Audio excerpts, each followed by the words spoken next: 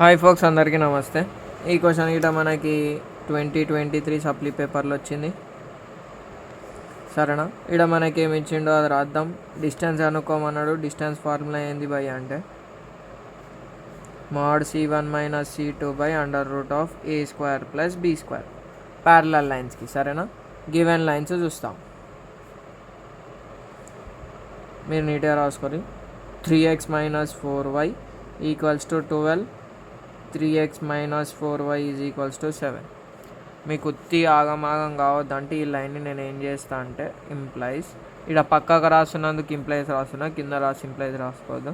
3x - 4y - 12 = 0, 3x - 4y - 7 = 0. ఎందుకంటే ఈ ఈక్వల్స్లో ఒకటి ప్లస్ ఒకటి మైనస్ ఇస్తే అవలగాలు అవుతారు. అప్పుడు దాకా లైన్ ఈక్వేషన్ ఎట్లుండాలి? =0 ఉండాలి.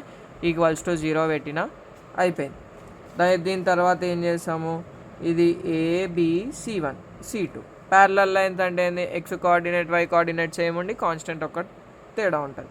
సో C1 ఎంత? -2 -7 బై √3² + -4².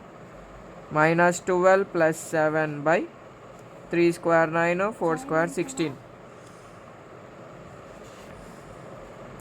mod -5 by √25. mod -5 అంటే 5 బై √25. 5 కట 1 యూనిట్. ఎంత వచ్చింది? Answer 1 unit.